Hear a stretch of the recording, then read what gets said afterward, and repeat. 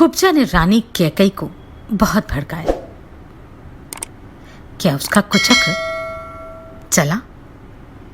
जानते हैं इस अध्याय में। श्री वाल्मीकि निर्मित आशामयण आदि काव्य के अयोध्या कांड में 9वां सर्ग। आप सभी से अनुरोध है कि यदि आप इन वीडियोस को लाइक, शेयर या सब्सक्राइब नहीं भी कर सकते तो इन्हें पूरा अवश्य सुने।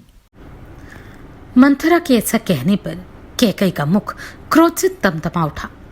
वह लंबी और गर्म सांस खींचकर उससे इस प्रकार बोली, कुब्जे, मैं श्री राम को शीघ्र ही यहां से वन में भेजूंगी और तुरंत ही युवराज के पद पर भरत का अभिषेक कराऊंगी।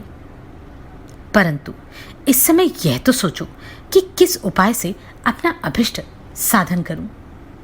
भरत को राज्य प्राप्त हो जाए और श्री राम उसे किसी तरह भी न पा सके। यह काम कैसे बने?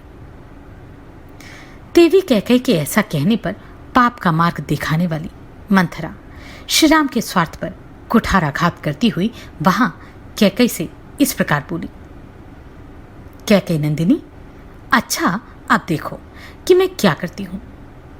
तुम मेरी बात सुनो, जिससे केवल तुम्हारे पुत्र भरत ही राज्य प्राप्त करेंगे, श्री राम नहीं।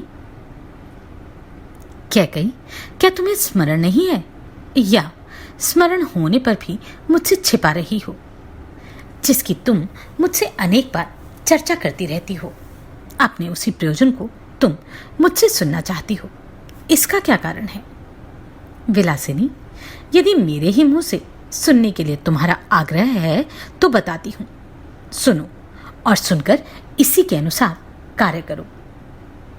मंथरा का यह वचन सुनकर कैकई अच्छी तरह से बिछे हुए उस पलंग से कुछ उठकर उससे यूं बोली, मंथरे, मुझसे वह उपाय बताओ, किस उपाय से भरत को राज्य मिल जाएगा किंतु श्री राम उसे किसी तरह नहीं पा सकेंगे। देवी कैकई के ऐसा कहने पर पाप का मार्ग दिखाने वाली मंथरा श्री राम के स्वार्थ पर कुठाराघात करती हुई उस समय कैकई से इस प्रकार बोली, देवी, पूर्व काल की बात है कि देवासुर संग्राम के अवसर पर राजर्षियों के साथ तुम्हारे पतिदेव तुम्हें साथ लेकर देवराज की सहायता करने के लिए गए थे। कैकई राजकुमारी, दक्षिण दिशा में दंडकारण्य के भीतर वैजयंत नाम से विख्यात एक नगर है, जहां शंबर नाम से प्रसिद्ध एक महान असुर रहता था। वह अपनी ध्वजा में तिमी अर्थात व्हेल मछली का चिन्ह धारण करता था और सैकड़ों मायाओं को जानकार था। देवताओं के समूह भी उसे पराजित नहीं कर पाते थे। एक बार उसने इंद्र के साथ युद्ध छेड़ दिया। उस महान संग्राम में क्षत विक्षत हुए पुरुष जब रात में थककर सो जाते, उस समय राक्षस उन्हें उनके बिस्तर से खींच ले जाते और मार डालते थे। उन दिनों महाबाहु राजा दशरथ ने भी वहां असुरों के साथ बड़ा भारी युद्ध किया। उस युद्ध में असुरों ने अपने अस्त्र शस्त्रों द्वारा उनके शरीर को जर्जर कर दिया। देवी, जब राजा की चेतना लुप्त सी हो गई, उस समय सारथी का काम करती हुई तुमने अपने पति को रणभूमि से दूर हटाकर उनकी रक्षा की। जब वहां भी राक्षसों के शस्त्रों से वे घायल हो गए, तब तुमने पुनः वहां से अन्यत्र ले जाकर उनकी रक्षा की। शुभदर्शने, इससे संतुष्ट होकर महाराज ने तुम्हें 2 वरदान देने को कहा। देवी, उस समय तुमने अपने पति से कहा, प्राणनाथ, जब मेरी इच्छा होगी तब मैं इन वरों को मांग लूंगी। उस समय उन महात्मा नरेश ने तथास्तु कहकर तुम्हारी बात मान ली थी। देवी, मैं इस कथा को नहीं जानती थी। पूर्व काल में तुम्ही ने मुझसे यह वृतांत कहा था। तब से तुम्हारे स्नेहवश मैं इस बात को मन ही मन सदा याद रखती आई हूं। तुम इन वरों के प्रभाव से स्वामी को वश में करके श्री राम के अभिषेक के आयोजन को पलट दो। तुम उन दोनों वरों को अपने स्वामी से मांगो। एक वर के द्वारा भरत का राज्याभिषेक और दूसरे के द्वारा श्री राम का 14 वर्ष तक वनवास। मांग लो। जब श्री राम 14 वर्षों के लिए वन में चले जाएंगे, तब इतने समय में तुम्हारे पुत्र भरत समस्त प्रजा के हृदय में अपने लिए स्नेह उत्पन्न कर लेंगे और इस राज्य पर स्थिर हो जाएंगे। अश्वती कुमारी, तुम इस समय मैले वस्त्र पहन लो और कोप भवन में प्रवेश करके कुपित सी होकर बिना बिस्तरे के ही भूमि पर लेट जाओ। राजा आवे तो उनकी ओर आंखें उठाकर न देखो और ना उनसे कोई बात ही करो। महाराज को देखते ही रोती हुई शोकमग्न हो धरती पर लौटने लगो। इसमें तनिक भी संदेह नहीं कि तुम अपने पति को सदा ही बड़ी प्यारी रही हो। तुम्हारे लिए महाराज आग में भी प्रवेश कर सकते हैं। वे ना तो तुम्हें कुपित कर सकते हैं, ना कुपित अवस्था में तुम्हें देख ही सकते हैं। राजा दशरथ तुम्हारा प्रिय करने के लिए अपने प्राणों को भी त्याग सकते हैं। महाराज तुम्हारी बात किसी तरह टाल नहीं सकते। मुग्धे, तुम अपने सौभाग्य के बल का स्मरण करो। राजा दशरथ तुम्हें भुलावे में डालने के लिए मणि, मोती, सुवर्ण तथा भांति भांति के रत्न देने की चेष्टा करेंगे, किंतु तुम उनकी ओर मन न चलाना।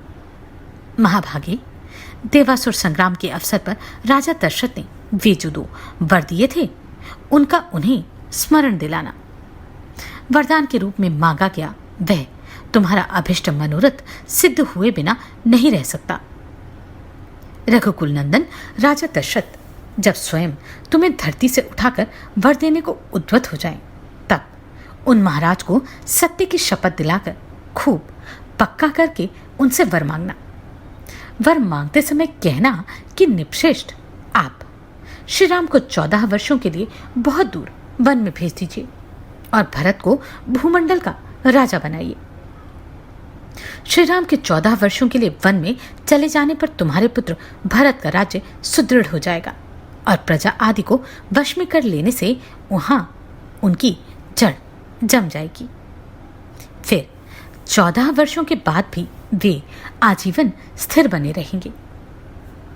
देवी, तुम राजा से श्री राम के वनवास का वर अवश्य मांगो। पुत्र के लिए राज्य की कामना करने वाली कैकेयी ऐसा करने से तुम्हारे पुत्र के सभी मनोरथ सिद्ध हो जाएंगे। इस प्रकार वनवास मिल जाने पे राम राम नहीं रह जाएंगे। इनका आज जो प्रभाव है वह भविष्य में नहीं रह सकेगा और तुम्हारे भरत भी शत्रुहीन राजा होंगे। जिस समय श्री राम वन से लौटेंगे, उस समय तक तुम्हारे पुत्र भरत भीतर और बाहर से भी दृढ़मूल हो जाएंगे। उनके पास सैनिक बल का भी संग्रह हो जाएगा। जीतेंद्रिय तो वे हैं ही, अपने सुहृदों के साथ रहकर दृढ़मूल हो जाएंगे। इस समय मेरी मान्यता के अनुसार राजा को श्री राम के राज्याभिषेक के संकल्प से हटा देने का समय आ गया है। अतः तुम निर्भय होकर राजा को अपने वचनों में बांध लो और उन्हें श्री राम के अभिषेक के संकल्प से हटा दो। ऐसी बातें कहकर मंथरा ने कैकेयी की बुद्धि में अनर्थ को ही अर्थ रूप में पहुंचा दिया। कैकेयी को उसकी बात पर विश्वास हो गया और वह मन ही मन बहुत प्रसन्न हुई। यद्यपि वह बहुत समझदार थी, तो भी कुब्जा के कहने से नादान बालिका की तरह कुमार्ग पर चली गई। अनुचित काम करने को तैयार हो गई। उसे मंथरा की बुद्धि पर बड़ा आश्चर्य हुआ। वह उससे इस प्रकार बोली, हित की बात बताने में कुशल कुब्जे, तू एक श्रेष्ठ स्त्री है। मैं तेरी बुद्धि की अवहेलना नहीं करूंगी। बुद्धि के द्वारा किसी कार्य का निश्चय करने में तू इस पृथ्वी पर सभी कुब्जाओं में उत्तम है। केवल तू ही मेरी हितैषिणी है और सदा सावधान रहकर मेरा कार्य सिद्ध करने में लगी रहती है।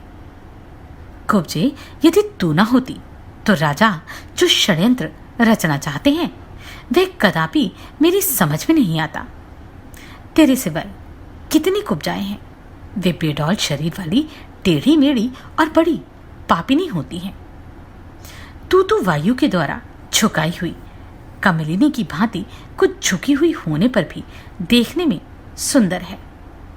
तेरा वक्षस्थल कुब्जा के दोष से व्याप्त है, अतएव कंधों तक ऊंचा दिखाई देता है। वक्षस्थल से नीचे सुंदर नाभि से युक्त जो उदर है, वह मानो वक्षस्थल की ऊंचाई देखकर लज्जित सा हो जाता है, इसलिए शांत कृश प्रतीत होता है। तेरा जंघन विस्तृत है और दोनों स्तन सुंदर एवं स्थूल हैं। मंथरे, तेरा मुख निर्मल चंद्रमा के समान अद्भुत शोभा पा रहा है। करघनी की लड़ियों से विभूषित तेरी कटी का अग्रभाग बहुत ही स्वच्छ रोमादि से रहित है। मंथरे, तेरी पिंडलियां परस्पर अधिक सटी हुई हैं और दोनों पैर बड़े बड़े हैं। तो विशाल उरुओं अर्थात जांघों से सुशोभित होती है। शोभने, जब तू रेशमी वस्त्र पहनकर मेरे आगे आगे चलती है, तब तेरी बड़ी शोभा होती है।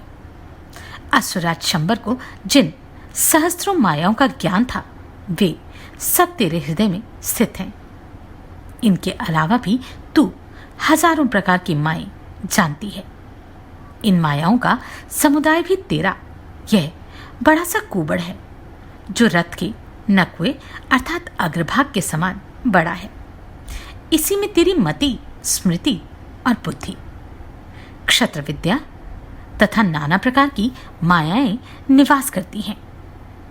सुंदरी कुब्जे, यदि भरत का राज्याभिषेक हुआ और श्री राम वन को चले गए, तो मैं सफल मनोरथ एवं संतुष्ट होकर अच्छी जाति के खूब तपाए हुए सोने की बनी हुई सुंदर सुवर्णमाला तेरे इस कुबड़ को पहनाऊंगी और इस पर चंदन का लेप लगवाऊंगी। कुब्जे, तेरा मुख अर्थात ललाट पर सुंदर और विचित्र सोने का टीका लगवा दूंगी और तू बहुत से सुंदर आभूषण एवं 2 उत्तम वस्त्र धारण करके देवांगना के समान विचरण करेगी। चंद्रमा से होड़ लगाने वाले अपने मनोहर मुख द्वारा तू ऐसी सुंदर लगेगी कि तेरे मुख को कहीं समानता नहीं मिलेगी, तथा शत्रुओं के बीच में अपने सौभाग्य पर गर्व प्रकट करती हुई तू सर्वश्रेष्ठ स्थान प्राप्त कर लेगी। जैसे तू सदा मेरे चरणों की सेवा किया करती है, उसी प्रकार समस्त आभूषणों से विभूषित बहुत सी कुब्जाएं तुझ कुब्जा के भी चरणों की सदा परिचर्या किया करेंगी। जब इस प्रकार कुब्जा की प्रशंसा की गई, तब उसने बेदी पर प्रज्वलित अग्निशिखा के समान शुभ्र शैया पर शयन करने वाली केकई से इस प्रकार कहा। कल्याणी, नदी का पानी निकल जाने पर उसके लिए बांध नहीं बांधा जाता। यदि राम का अभिषेक हो गया तो तुम्हारा वर मांगना व्यर्थ होगा। अतः बातों में समय न बिताओ, जल्दी उठो और अपना कल्याण करो। कोप भवन में जाकर राजा को अपनी अवस्था का परिचय दो। मंथरा के इस प्रकार प्रोत्साहन देने पर सौभाग्य के मत से गर्व करने वाली विशाल लोचना सुंदरी कैकई देवी उसके साथ ही कोप भवन में जाकर लाखों की लागत के मोतियों के हार तथा दूसरे दूसरे सुंदर बहुमूल्य आभूषणों को अपने शरीर से उतार कर फेंकने लगी। सोने के समान सुंदर कांति वाली कैकई कुब्जा की बातों के वशीभूत हो गई थी।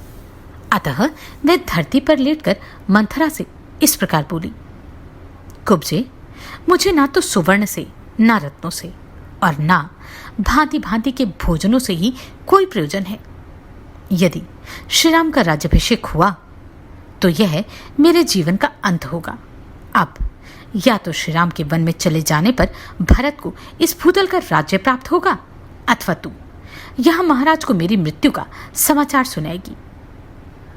तदनंतर कुब्जा महाराज दशरथ की रानी और भरत की माता कैकई से अत्यंत क्रूर वचनों द्वारा पुनः ऐसी बात कहने लगी जो लौकिक दृष्टि से भरत के लिए हितकर और श्री राम के लिए अहितकर थी। कल्याणी, यदि श्री राम इस राज्य को प्राप्त कर लेंगे तो निश्चय ही अपने पुत्र भरत सहित तुम भारी संताप में पड़ जाओगी। अतः ऐसा प्रयत्न करो जिससे तुम्हारे पुत्र भरत का राज्याभिषेक हो जाए। इस प्रकार कुब्जा ने अपने वचन रूपी बाणों का बारंबार प्रहार करके जब रानी कैकई को अत्यंत घायल कर दिया। तब वह अत्यंत विस्मित और कुपित हो अपने हृदय पर दोनों हाथ रखकर कुब्जा से बार बार इस प्रकार कहने लगी, कुब्जे, अब या तो रामचंद्र के अधिक काल के लिए वन में चले जाने पर भरत का मनोरथ सफल होगा, या तू मुझे यहां से यमलोक में चली गई सुनकर महाराज से यह समाचार निवेदन करेगी। यदि राम यहां से वन को नहीं गए तो मैं ना तो भांति भांति के बिछौने, न फूलों के हार, न चंदन, न अंजन, न पान, न भोजन और न दूसरी कोई वस्तु लेना चाहूंगी। इस दशा में तो मैं यहां इस जीवन को भी नहीं रखना चाहूंगी। ऐसे अत्यंत कठोर वचन सुनकर कैकेयी के सारे आभूषण उतार देने पर और बिना बिस्तर के ही जमीन पर लेट जाने पर मंथरा इस प्रकार जान गई। उस समय वह स्वर्ग से भूतल पर गिरी हुई किसी किन्नरी के समान कैकेयी को देख रही थी। उसका मुख बढ़े हुए अमर्ष रूपी अंधकार से आच्छादित हो रहा था। उसके अंगों से उत्तम पुष्पहार और आभूषण उतर चुके थे। उस दिशा में उदास मन वाली राजरानी कैकेयी, जिसके तारे डूब गए हों, उस अंधकारच्छन्न आकाश के समान प्रतीत हो रही थी। इस प्रकार श्री वाल्मीकि निर्मित आश्रामण आदि काव्य के अयोध्या कांड में नवा सर्ग पूरा हुआ। आप सभी को कोटि कोटि साधुवाद। आपने इन वीडियोस को इतना प्रेम दिया। नमस्कार, मैं आभा शर्मा जावास। यदि आपको मेरा ये प्रयत्न सराहनीय लगा हो तो मुझे सब्सक्राइब करके प्रोत्साहित करें।